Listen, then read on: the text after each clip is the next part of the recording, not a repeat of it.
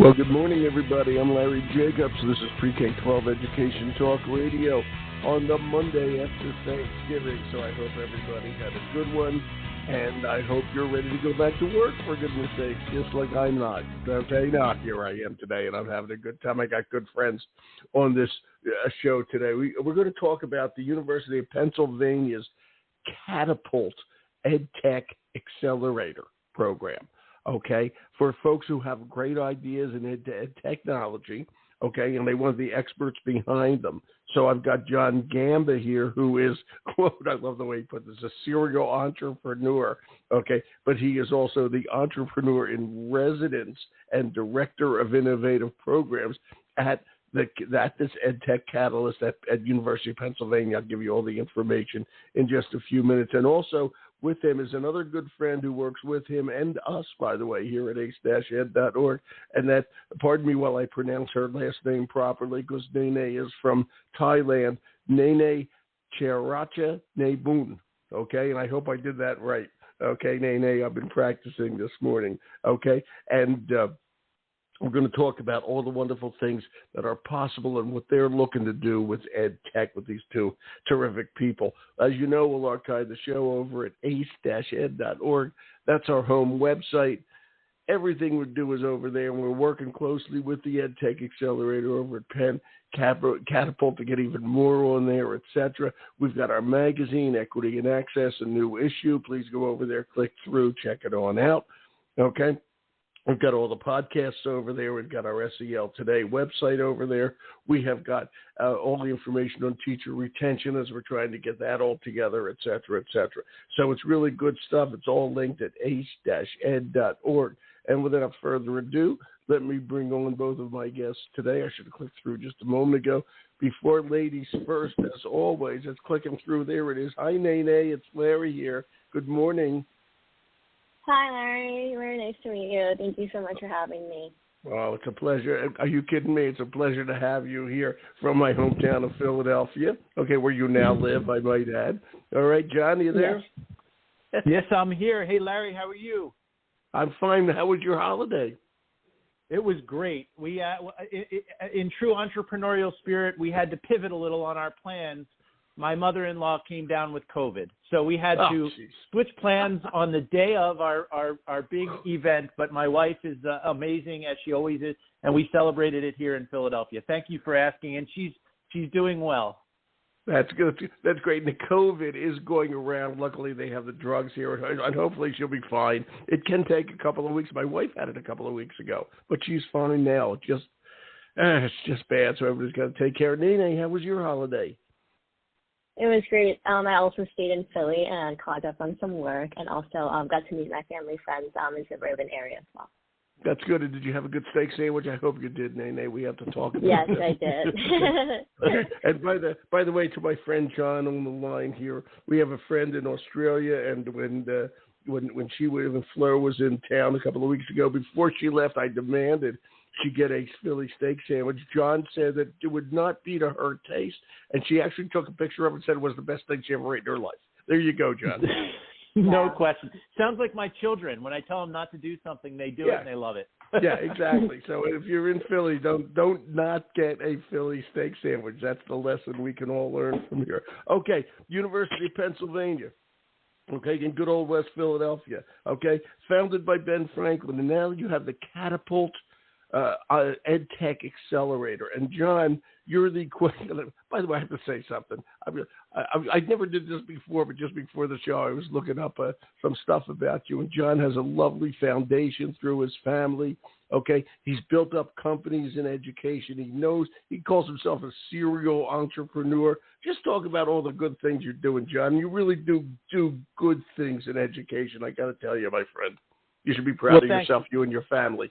Really? Yeah, thanks, Larry. And we definitely bleed Penn red and blue. I had the honor this past summer to celebrate my 30th reunion from the University of Pennsylvania, and I celebrated it with my father, a first-generation high school graduate who also graduated from Penn in 1961, wow. And my son, who graduated this past June. So the three Johns walked down congratulations. on campus. 60 years, 30 years, and a new graduate. So we definitely bleed Penn red and blue. And I work as the Director of Innovative Programs and Entrepreneur in Residence in Catalyst at Penn GSE, which is an innovation center within Penn GSE. I've been saying Catapult. I don't know why I apologize. No, that's okay. It is Catapult. So Catalyst is our center, and Catapult is the first virtual accelerator that was built through Catalyst at Penn GSE. Got it. And Catapult, thank you. As you noted, Catapult connects EdTech entrepreneurs to learning resources, strategic advisors, academic researchers, and classroom practitioners, all within an entrepreneurial community of practice. Recently launched post-COVID, and it's now gotten through its MVP, and it's now connected several EdTech entrepreneurs to amazing learning resources, all supported also by Nene, who's our content manager, and really keeps it together with the glue. And we're going to be talking a lot to Nene today. She is truly amazing. I got to tell you, one of the things before we go on all about Catapult, I want to ask you, because you have a lot to do with this. You oversee the Milken Penn GSE Education Business Plan Competition. Okay, and that has awarded over $1.5 million to over 50 education entrepreneurs. And I think this is important just to talk about and put it all into a perspective here, John, because there are so many great educators out there and people who are involved in business or want to be involved in business. We got to put the great minds together and just talk about all the stuff that you're doing there. Yeah. So the Milken Business Plan Competition, which is now in its 14th year, it has supported over 1,500 EdTech entrepreneurs from 50 countries and has awarded over $1.8 million in cash and prizes. And those businesses who have been awarded that the money have gone on to raise over $150 million in follow-on capital. So truly high impact. We're measuring the outcomes of those competitors who come through our Milken program, and very excited about what was originally thought of as education impact has now evolved to education equity. We're really focusing very hard right now on education equity, equitable access, equitable experiences, and equitable outcomes in education. And this past year, 4 more winners were awarded their stipends as a result of winning the Milken competition, thereby extending the legacy of impact and equity in worldwide education even further. And I have to ask, how are we doing on that with equity worldwide in education? I think that when you think about a billion learners being displaced, if you will, as a result of COVID, things happen very fast. And as we say, never let a crisis go to waste. We really went to work by thinking about how digital transformation was happening fast in an industry, K-12, pre-K-12 education and higher ed, that doesn't really change quickly. So we were forced to change, we were forced to adapt, and we were forced to look at transformative applications, a lot of which came through our Milken competition and are now interacting with us through our Catapult Virtual Accelerator. So we see that we see a transformative change happening. We see it through an equity lens. But I have to say, Larry, equity takes its form in very different ways around the world. The U.S.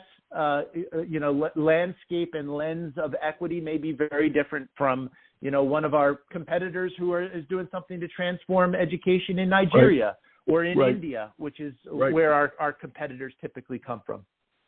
Right. It's so important, it's so important that we recognize the differences out there. And we do want everybody, because we got to have everybody involved in this. There's one planet, I might add. Okay, we're not going to get to the next. There's no planet B.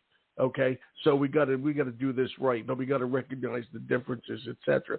The website for all this, and we're getting involved with it here at ace-ed.org.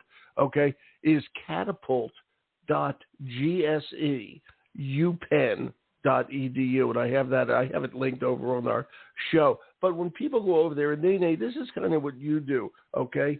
Nene, talk about your role there as the content manager and what people will see, okay, as they go over to the website. For sure. Thank you so much, Larry. So basically my role as Catapult's content manager is I work with all our content partners who list their content on our platforms.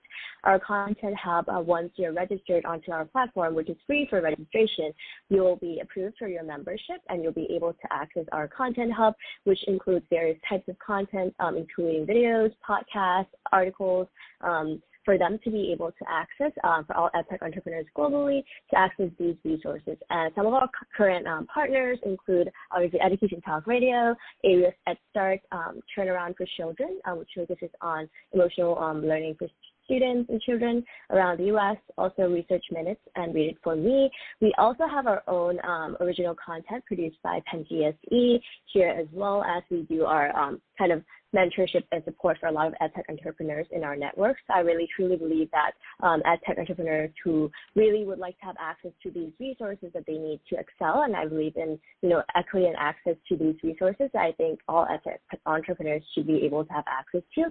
And by joining our platform, you'll have access to all these types of content that will be curated and also updated on a weekly basis to make sure that all the entrepreneurs have access to the best resources possible. It's so done important. And Nene, I don't know if you know this, but when you were using the word entrepreneurs, can you? I don't know if you have this information. Who are these people? Are they people coming out of technology? Are they people coming out of college or K-12 education? Okay, who are the? And I don't know whether you've collected that information, but did you get a feel for that, Nene? For sure. I think all of our entrepreneurs on the platform come from a variety of places throughout the world. Since we have the Milk and Penn Education Business Plan competition that John and you talked about earlier, that is a really big pipeline for the network of edtech entrepreneurs who are in our network at Penn GSE. And I think it can be anyone who's really interested in either education, technology, or education technology in general. And I think there's no limit towards, who can join our platform. You can just be interested in edtech in general and wanted to have these resources. So there's really no boundaries for us in terms of who can access these resources or who can be approved for our membership. Yeah, and I think it's important, and this goes back to what John said a few minutes ago. It has to be male, female, from all over the world. Okay, do you have a breakdown of that at all, Nene? How many males, how many females? I hope a lot of females. Sure. I think we do have a variety of breakdown. I think John might have more information in terms of the number of edtech ventures, in terms of like the global edtech ventures that we have on our platform. But I would say, generally speaking, we do have a lot of both very diverse groups of entrepreneurs on our platform, including people from, different countries. Like, for example, I formed a partnership between Catapult and also the EdTech Accelerator I worked in Thailand. So we do have, people from Thailand, people from Southeast Asia, and also from Australia joining our platform from all over the world. And I think that's really unique about Catapult, is that we're really open to access for all entrepreneurs globally. And it's very important that we work together to achieve the goal that we all want, is to really democratize these access to resources they need to grow as EdTech ventures. Democratize those resources. I love it. Did you say you worked at an EdTech Accelerator in Thailand? Did I just hear you correctly? Yes, yes, I did. Huh. Wow. And then you came over to then you went to Penn? How did it all come together? That's interesting. Yes. So I basically spent a year working at an EdTech Accelerator in Thailand called Disrupt Technology Ventures. During my time there, I got a chance to really be exposed to a lot of, this area and this field of being involved in EdTech, and I really fell in love with it because of my passion to really create an impact in the education industry. And I've gone through multiple education systems myself, went to a Thai school, and then I went to U.S. public school. So I've been through quite a ride in terms of going through education systems, and I really realized that there's a lot of inequity and access in education, and I wanted to drive that change. So being able to be a part of that EdTech Accelerator inspired me when I come to Penn to really join and continue this force of good. So I asked Joan if I could done if I could be a part of Penn GSE, and that was the time that Catapult was about to launch as well. So I was able to take part and become Catapult's content manager and continue my work in supporting EdTech entrepreneurs. You're exactly the person I was talking about before. That's a great story. I love that, Nene. That's terrific. Okay, and on behalf of the Philadelphia Eagles, who won last night, I know John knows that. Thank you. Okay, I know he knows that. Okay, we're both Philadelphians, although I live in Maine now. I did watch the game last night. Okay, John, what do you do? Okay, how does a person let me ask you right, who should be approaching you? Okay, a teacher with an idea? Okay, someone who's already got a company going? Just talk about that sort of thing. Really great question. And just to build on Nene's breakdown of demographics. Yeah. So last year, we had over 250 applications into the Milken, also feeding into Catapult, 31 United States, 35 countries. And to give you a quick breakdown on demographics, 50% men, 47% women, 50% of our finalists identify as persons of color, 51% ages 18 to 34, so it's skewing a little bit younger. But to answer your last question, 59% of our applicants have a master's degree or higher, and many of them have master's degree or higher in education.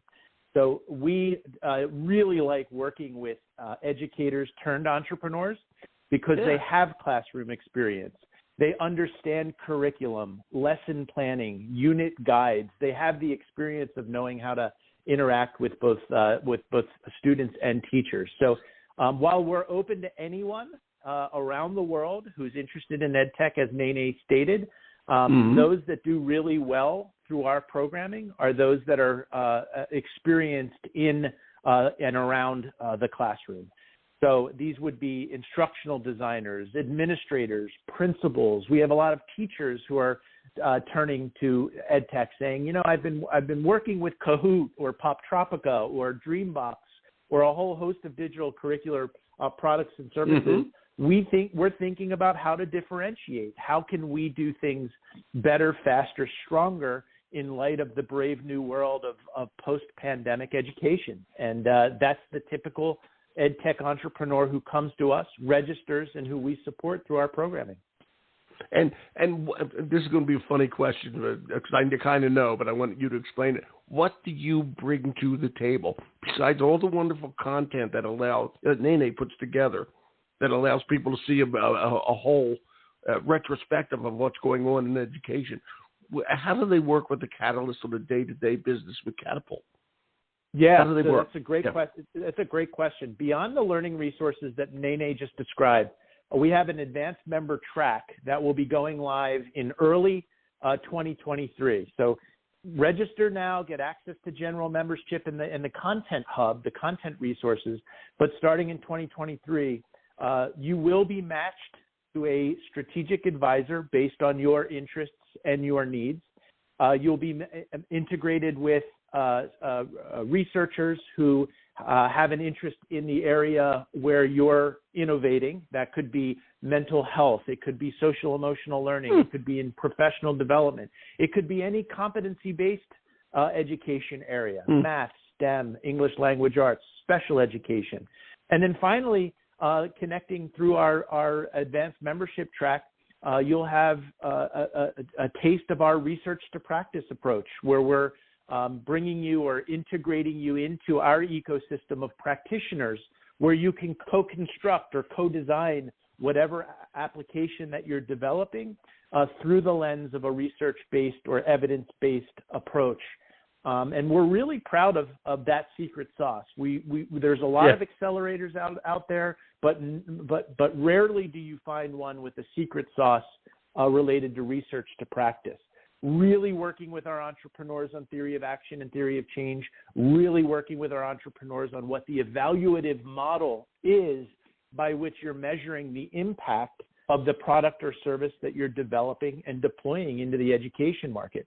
We believe that efficacy, that research or evidence basis of whatever you're developing will make you more investable, sustainable, and scalable over time. And that's really our mission and vision of Catapult, is how we can connect you to advisors, researchers, and practitioners in an entrepreneurial community of practice that'll make you more investable, sustainable, and scalable over time. And thank you. That was a great explanation. And that which brings me to another question. Okay. Penn has a good education school, right? And then Penn also has Wharton, the School of Business. And we're talking about business and education. All right. Where does it all fit? How does it all fit together? Okay. In other words, it has to work educationally, but then it has to build as a business.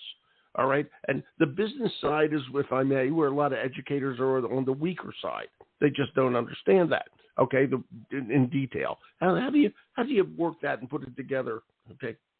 John? This is going to be fun. This is going to be the fun. Balance. I'm going to allow Nene to build off of what I say. But Penn in itself is built around a vision of interdisciplinary or cross-disciplinary education. We pride ourselves on having Wharton work with educators, having the education school work with the med school. So we are very much built around a discipline, and this comes from Ben Franklin, our founder, of interdisciplinary or cross-disciplinary education. So we're constantly working with and partnering with Wharton, constantly working with the med school on medical education, if you will, and making sure that we are tapping into all 12 of our schools across the university. We are ranked number one right now as Penn's Graduate School of Education. We just eked out last year. We were tied with Harvard. We're now number one. But one of the things that we really like to do is tapping into the resources and clubs and programs within the Wharton School because they're so deep in business discipline, in marketing and sales, and human resources and finance. And Nene, who's in the College of Arts and Sciences, is very steeped and deep in the Wharton School, building partnerships for us as well as for herself in the area of venture capital and finance and investments. Nene can build on that. Nene is going to be a multimillionaire by the time all this is done. Okay, there's going to be the Nene Foundation. I can promise you that. No question about it. We agree wholeheartedly. Yeah, I mean it. Thank you. Okay, Nene, wait a minute. I would love to add on. Talk about this. Wait a minute, Nene. Talk about this. But also, I just want to ask. Talk about how the business content. Okay, the business side of education is up on the website. So include that in what you're going to say, Nene. For sure. Thank you so much. So to add on to what John was discussing about our partnership with the Wharton School and how we're collaborating with them, I personally also work with the Wharton Impact Venture Associates team, which is basically a fellowship program at Wharton where I source for impact-driven startups. So this includes ed tech, health tech, climate tech, but my focus has been working on sourcing for education technology companies. And what I've been doing is also trying to create this partnership where Wharton Impact Venture Associates, or the ESG initiative at Wharton, to have a partnership with Penn GSE, where we're aiming to hopefully launch an education-focused fund or an education-focused impact fund at the Wharton School, similar to how we have Fund for Health, which is a health-focused fund for students to be able to manage capital. That's something I've been working on with the head of Impact to make sure that we can make that happen and hopefully turn it into reality with our partnership with Penn GSE. In addition to your question regarding our content, regarding the business content, we do have a lot of partners on our platform who are really, experts in other fields. For example, AWS at Start is really experts in helping scale technology solutions for edtech entrepreneurs. So we partner with AWS at Start, who's really our strong partner, has been a long partner of Catalyst at Penn GSE as well. So we have content and resources to really, teach entrepreneurs how to scale their technological solutions, to really scale their impact through technology. We also have some news articles and newsletters from a lot of ventures or kind of VC entrepreneurs who basically partner with our platform. For example, Caitlin Donnelly, who's a VC right now at Avalanche VC, her newsletter obviously features on our platform. We also have Read It For Me, where there's a lot of books, summaries that are related to education and related to business ventures and how to develop successful businesses.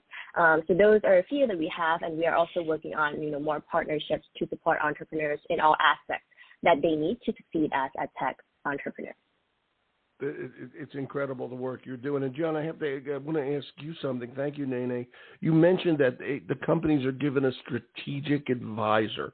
Is that someone who we know from the industry, or is that someone who's at Wharton or at Penn's GSE? Where does a strategic advisor come from? Great question. And to build on what Nene had outlined, once you're in the advanced track, you're getting specific support in the area of leadership, product, market, and fundraising. So leadership, how you're building your team; product, how you're building your product based on system specifications, best practices with tactical implementation. On the market, it's go-to-market strategy, beachhead market strategy, customer discovery. And on fundraising, it's dilutive and non-dilutive fundraising. And what we do, to answer your question, Larry, is after you take an assessment on where you are on your entrepreneurial journey, we assess where you need the most help. Either A, general venture development support, and those like me who have experience in overall venture development would be matched with you, or you may on your assessment show that you're crushing it in with your team, you're crushing it with your market and fundraising, but you just don't have the product chops because maybe you came out of the classroom as a high school teacher and you need support in product. So we will, through an intelligent matching system, match you with somebody, an advisor who has product development experience. Like Nene stated, could be somebody from AWS EdStart, could be somebody from Globab, one of our partners on the Milken competition, who provides technical resources and technical support. So we have two prongs or two components of advisory support. One is a general venture advisor who has, generalist overview and oversight of your entrepreneurial journey. And then along the way, if we notice that you're really deficient in one of those areas and need specific support in team building, product, market, or fundraising, we'll match you with an advisor who has specific experience in that area. And I'm thinking like it's a university. Of course, it isn't. Okay, but it works with a university, but there's no schedule per se. How does it move along? Does the person meet with their advisor? And this is virtual, by the way. Do they meet with their advisor? How's the scheduling work? Maybe I can put it that way. Well, I'm going to answer that, and then I'll push it over to Nene for her answer too, because we talk a lot about this. We summarize an answer to that question as the prescription is non-prescription.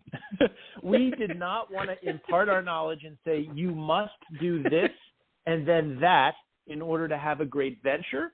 We really provide some guideposts and guardrails, but allow you to fluidly move through our continuum of programming and our continuum of support. So after you take your assessment and you look at your founder focus map and you say, wow, man, I'm pretty strong in product, but I could really use help in fundraising. Well, maybe you'll dabble a little bit in product to kind of build on what you already know, but go all in on fundraising. We leave it to the entrepreneur to choose where they want to embark on their support. And then our advisors, once they're matched, will look at the work being done and then provide insight and advice on how they're doing. And we find that that's enough guidance, but also some structure in terms of the 4 lanes of acceleration that we've deemed to be the most useful for the kinds of entrepreneurs, ed tech entrepreneurs that are coming through our programming. Not sure if Nene can build on that, but leadership, product, market, and fundraising, and we leave it up to the entrepreneur to determine where they need the most support, and based on how they're matched, the advisor provides the matched advisory support accordingly. Wow, great. Nene, sure. You want to add? I'm also, happy to add on to that as well. As John mentioned, we have 4 lanes of accelerated support, and through those lanes we also have 3 stages of validation, development, and growth, and we have each kind of milestone that each entrepreneur would be kind of going through depending on where they started off with. And in each milestone that they will have to complete, we have specific resources that they need and assignments that we suggest them go through so that they're really prepared to succeed as tech ventures. For example, if you look through like leadership planning, we have resources regarding leadership, how to lead a successful company, how to think through different strategies of planning meetings with your team. So these are the things that entrepreneurs will work through to complete those milestones, and then they'll submit the work that they did to their advisors on our platform, and the advisors will be able to approve those assignments that they have, or also kind of set up meetings to walk through what they did to ensure that, you know, they've done the key metrics and milestones that we provide with them on the accelerated platforms and lanes that we have. And I think those are really effective in terms of resources that they need, because we give them guidance, we give them resources, including content that we have, also a lot of things that they can use. For example, they have access to a lot of, support from the mentors and also from our content partners that we have integrated into these milestones, that they'll be able to watch those videos and have access to those articles that they need to read to make sure that they really get it right in terms of each milestone that they have to go through. So I believe that, you know, through the structure that we have for them, they'll be able to succeed as tech ventures and also utilize the network and resources they have through our mentors as well. And we believe in something that's like they're not really restricted only to their advisor. I think because an advisor has a lot of network in this space as well, we're really open, and hopefully this is something that happens to entrepreneurs, is that they're able to utilize that network and tap onto different lanes of acceleration when they need it. Yeah, good answer. Thank you, Nene. And both of you, I think I'll go back to John on this one. I'm going to give an example here, and I've been in touch. Okay, we've met a company called PeopleBench. It's peoplebench.com. They're in Australia, so it's peoplebench.com.au. And PeopleBench is a way to measure, okay, how happy your employees are and try to correct that situation, just to give you an idea. So it's a fabulous company. I've been in touch with Fleur and Karen on there, and I met them through John. All right, so PeopleBench, the school administrators might be interested in this, peoplebench.com.au. And John, my question is, okay, I hope I explained that right. You might want to do a better job on that. But, John, when you meet somebody like Fleur, okay, who actually was in Philadelphia and visiting around the country, they're setting up pilot programs, how do you work with them? How that all come about, and how to work out when she was here? I'm just trying to give a picture, because the U.S. is great, but it doesn't have all the answers, and our stuff goes out to all the other countries. I want this to be a worldwide thing. Okay, Nene, for example, from brilliant as she is from Thailand. Okay, PeopleBench is Australia. Just talk about the impact of that worldwide and how you work with these companies all over. John. Yeah, this is fairly typical. We're very excited about the work PeopleBench is doing. Yeah, they're great. First of all, a domain expert in the area of HR and resilience. They actually have an evidence-based, research-informed matrix on what makes a more resilient workforce, and it's based on research. I knew you'd explain that better than I did, John. I knew you'd explain that better than I did. Seminal research by Dr. McEwen. And they've taken a 7-point matrix and are able to track what makes for a more resilient workforce to address issues of attrition, apathy, areas on the great resignation. And really what they've done is they've said, let's not really think about the end result or the resignation, but the root causes. They've built this out of Australia, and they are now bringing it into the United States. And they asked for our support at Penn's Graduate School of Education to really pressure test the evidence basis of the application, how their strategy builder, not only do they have a resilience tracker, but a strategy builder tool, and how its application can be used in the United States.